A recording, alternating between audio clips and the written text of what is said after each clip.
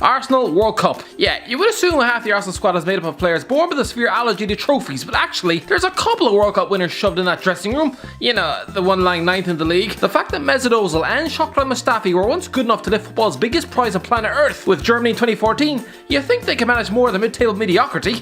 Ozil has always looked languid and lazy in his style of play at the best of times, but his motivation has clearly been stuffed in the attic since 2018, while Mustafi is a £30 million walking defensive mistake, clearly born without an iota of concentration. Aston Villa World Cup.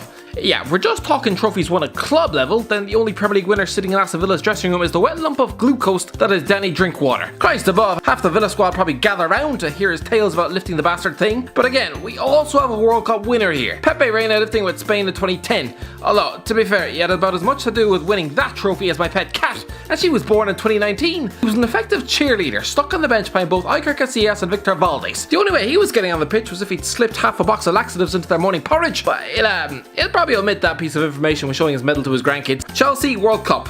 Yeah, this is an unbalanced, mostly stale Chelsea squad, but they still have 3 employees who can boast the biggest prize on planet Earth. Firstly, Pedro lifted the 2010 World Cup with Spain, often appearing as an impact sub, but did start both the semi-final and the final. For Christ's sake, he relegated Fernando Torres to the bench. At the time, that was a massive call. He was the most lethal centre-forward on the face of the planet. But hey, it worked. Oh yeah, and both N'Golo Kante and Olivier Giroud lifted the World Cup with France in 2018, despite the latter going about 60 years without a goal. Everton World Cup. Yeah, it's good old Djibril Sidibé. Another fellow doesn't really deserve his World Cup medal, but hey, he did go to the World Cup in 2018 with France, and to be honest, seeing some of the big names who were left at home to spend the summer picking their belly buttons, it was an achievement to even get a ticket on France's plane. Special mention to Fabien Delph, who has a fairly stacked private medal stash, as does Theo Walcott, sort of. I mean, 2 FA Cups, it's alright I guess. Man City World Cup. Yeah, there you go with World Cup winners yet again. Step forward, David Silva, who scooped a medal back in 2010 with Spain, the same summer he left Valencia for Man City. He didn't do much, played just twice, but to be fair, he was tasked with breaking into the best midfield in world football. Kinda makes you realise, Christ, if they can afford to leave a player Silva's talents on the bench and still win the World Cup, good Christ, how good was that midfield? Oh yeah, and Benjamin Mendy, football's biggest cheerleader, picked one up for France in 2018. Man United World Cup.